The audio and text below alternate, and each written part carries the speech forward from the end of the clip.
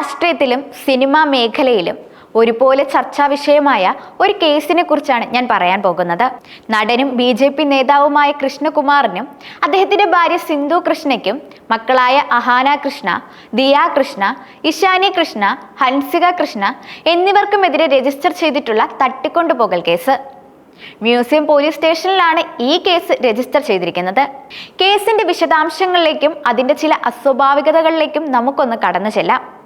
ഈ കേസിന്റെ അടിസ്ഥാനം കൃഷ്ണകുമാറിന്റെ മകൾ ദിയ കൃഷ്ണയുടെ ഉടമസ്ഥതയിലുള്ള കവടിയാറിലെ സ്ഥാപനത്തിൽ നടന്നതായി പറയപ്പെടുന്ന സാമ്പത്തിക തട്ടിപ്പാണ്.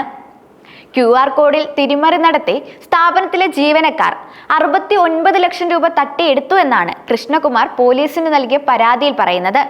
ഈ പരാതിയുടെ അടിസ്ഥാനത്തിൽ ജീവനക്കാർക്കെതിരെ പോലീസ് കേസ് രജിസ്റ്റർ ചെയ്യുകയും അന്വേഷണം ആരംഭിക്കുകയും ചെയ്തിരുന്നു. കൃഷ്ണകുമാറിന്റെ പരാതിയെ തുടർന്ന് കേസെടുത്തതിന് പിന്നാലെയാണ് ആ ജീവനക്കാരികൾ തന്നെ കൃഷ്ണകുമാറിനും കുടുംബാംഗങ്ങൾക്കുമെതിരെ തട്ടിക്കൊണ്ടുപോകൽ പരാതിയുമായി രംഗത്തെത്തിയത്. ഈ പരാതിയുടെ അടിസ്ഥാനത്തിലാണ് കൃഷ്ണകുമാറിനും കുടുംബത്തിനുമെതിരെ പോലീസ് കേസെടുത്തത്. തനിക്കെതിരെയും കുടുംബത്തിനെതിരെയും നൽകിയിരിക്കുന്ന പരാതി വ്യാജമാണെന്ന് കൃഷ്ണകുമാർ ഉറച്ചു പറയുന്നു. ജീവനക്കാർ പണം തട്ടിച്ച സംഭവം അവർ സമ്മതിച്ചതായും 8 ലക്ഷം രൂപ തിരികെ നൽകിയതായും അദ്ദേഹം മാധ്യമങ്ങളോട് പറഞ്ഞിരുന്നു. കേസ് കൊടുക്കരുതെന്നും ബാക്കി പണം തിരികെ നൽകാമെന്നും ജീവനക്കാരികളും അവരുടെ ബന്ധുക്കളും അറിയിച്ചിരുന്നുവെന്നും അദ്ദേഹം പറയുന്നു. പിന്നീട് അവർ ഭീഷണിപ്പെടുത്തിയതിനെ തുടർന്ന് കൃഷ്ണകുമാറും മകളും മ്യൂസിയം പോലീസിൽ പരാതി നൽകുകയായിരുന്നു. ഈ പരാതിയിൽ പോലീസ് കേസെടുത്തതിനു ശേഷമാണ് ജീവനക്കാരികൾ തട്ടിക്കൊണ്ടുപോകൽ പരാതിയുമായി മുന്നോട്ട് വന്നതെന്നാണ് കൃഷ്ണകുമാർ പറയുന്നത്. എന്നാൽ ഈ കേസിനെ ഒരു സാധാരണ ക്രിമിനൽ കേസായി മാത്രം കാണാൻ സാധിക്കില്ല. ചില അസ്വാഭാവികതകൾ ഇതിൽ വ്യക്തമായി കാണാം. അതിലൊന്ന് പരാതികളുടെ സമയമാണ്. ആദ്യം കൃഷ്ണകുമാറിന്റെ സ്ഥാപനത്തിലെ ജീവനക്കാർക്കെതിരെ സാമ്പത്തിക തട്ടിപ്പ് കേസ് വരുന്നു. അതിൽ പോലീസ് കേസെടുക്കുന്നു. അതിനുശേഷമാണ് ജീവനക്കാർ കൃഷ്ണകുമാറിനും കുടുംബത്തിനുമെതിരെ തട്ടിക്കൊണ്ടുപോകൽ പരാതി നൽകുന്നത്.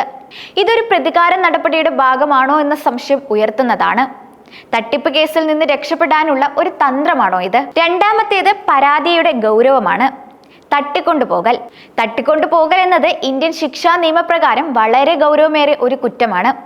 അത്തരം ഒരു കുറ്റം നടന്നിട്ടുണ്ടെങ്കിൽ അത് ആദ്യം തന്നെ റിപ്പോർട്ട് ചെയ്യേണ്ടത് അത്യാവശ്യമാണ്. എന്നാൽ സാമ്പത്തിക തട്ടിപ്പ് കേസ് വന്നതിന് ശേഷം മാത്രം തട്ടിക്കൊണ്ടുപോകൽ പരാതി ഉയരുന്നത് സംശയകരമാണ്. മറ്റൊന്ന് സത്യസന്ധതയുടെ ചോദ്യം. കൃഷ്ണകുമാർ പറയുന്നതനുസരിച്ച് ജീവനക്കാർ കുറ്റം സമ്മതിക്കുകയും പണം തിരികെ നൽകാൻ തയ്യാറാവുകയും ചെയ്ത സാഹചര്യത്തിൽ തട്ടിക്കൊണ്ടുപോകൽ എന്തിനു വേണ്ടിയാണ്? ബാക്കി പണം തിരിച്ചു വാങ്ങുന്നതിന് നിയമപരമായ മാർഗങ്ങൾ ഉപയോഗിക്കാതെ തട്ടിക്കൊണ്ടുപോകൽ പോലെയുള്ള ഒരു അതിക്രമം എന്തിനു ചെയ്യണം? ഇത് കൃഷ്ണകുമാറിന്റെ ഭാഗത്തു നിന്ന് ചിന്തിക്കുമ്പോൾ യുക്തിസഹമല്ല. മറുവശത്ത് ജീവനക്കാരികൾ പറയുന്ന തട്ടിക്കൊണ്ടുപോകൽ യഥാർത്ഥത്തിൽ സംഭവിച്ചിട്ടുണ്ടെങ്കിൽ അവർ എന്തിനാണ് തട്ടിപ്പിന്റെ കേസിൽ നിന്ന് രക്ഷപ്പെടാൻ കൃഷ്ണകുമാറിനെ ഭീഷണിപ്പെടുത്തിയത്? അതിലൊന്ന് രാഷ്ട്രീയ സ്വാധീനമായിരിക്കണം. കൃഷ്ണകുമാർ ഒരു BJP നേതാവ് കൂടിയാണ്. ഇത്തരം കേസുകളിൽ രാഷ്ട്രീയ സ്വാധീനം വരാനുള്ള സാധ്യത തള്ളിക്കളയാനാവില്ല. ഇരുഭാഗത്തു നിന്നും സമ്മർദ്ദങ്ങൾ ഉണ്ടാകാനുള്ള സാധ്യതയുണ്ട്. നിലവിൽ പോലീസ് ഇരുവിഭാഗത്തിന്റെ പരാതികളിൽ കേസെടുത്ത് അന്വേഷണം ആരംഭിച്ചിട്ടുമുണ്ട്. സാമ്പത്തിക തട്ടിപ്പ് കേസും തട്ടിക്കൊണ്ടുപോകൽ കേസും പോലീസ് വിശദമായി അന്വേഷിക്കും. സാഹചര്യ തെളിവുകൾ, സാക്ഷി മൊഴികൾ, ഡിജിറ്റൽ തെളിവുകൾ എന്നിവയെല്ലാം ഈ കേസുകളിൽ നിർണായകമാകും. അതേസമയം തനിക്കും വീട്ടുകാർക്കുമെതിരെ ജീവനക്കാർ ഉന്നയിച്ച ആരോപണങ്ങൾ നിഷേധിച്ചിരിക്കുകയാണ് ദിയ കൃഷ്ണ. ജാതീയമായി അധിക്ഷേപിച്ചു എന്ന ആരോപണം വ്യാജമാണെന്നാണ് ദിയ പ്രതികരിച്ചിരിക്കുന്നത്. ആരെയും ജാതീയമായി അധിക്ഷേപിക്കുന്ന ആളല്ല താൻ. ജാതിയുടെ കാര്യം പറയുകയാണെങ്കിൽ ഒന്നിലും ജാതി കാണുന്നവരല്ല ഞങ്ങൾ. തൻ്റെ അമ്മ ഒരു നായരാണ്. അമ്മ ഈഴവ സ്ത്രീയാണ്. ഭർത്താവ് ബ്രാഹ്മണുമാണ്. ജാതി അധിക്ഷേപം എവിടെയും നടത്തിയിട്ടില്ല എന്നും ദിയ കൃഷ്ണ വ്യക്തമാക്കിയിട്ടുണ്ട്. QR കോഡ് മാറ്റിവെച്ച് അവരുടെ അക്കൗണ്ടിൽ പണം വാങ്ങാൻ താൻ ആവശ്യപ്പെട്ടിട്ടില്ല. എല്ലാ ദിവസവും പണം പിൻവലിച്ച് തനിക്ക് തന്നു എന്നാണ് അവർ പറയുന്നത്. അത് ശരിയല്ല.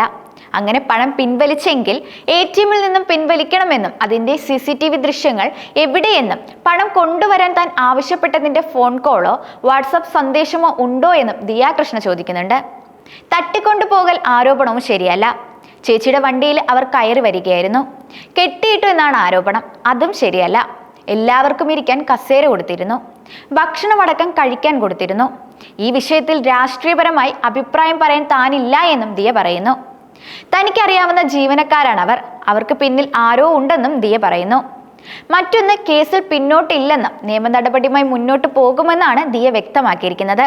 കൂടാതെ താൻ ആശുപത്രിയിലായതിനാൽ ഓഫീസ് കാര്യങ്ങൾ ശ്രദ്ധിച്ചില്ല എന്നും ജീവനക്കാരെ വിശ്വസിച്ചാണ് താൻ ആ ദിവസങ്ങളിൽ ചികിത്സയിൽ കഴിഞ്ഞിരുന്നതെന്നും കൃഷ്ണകുമാറിന്റെ മകൾ ദിയ കൃഷ്ണ പറയുന്നു.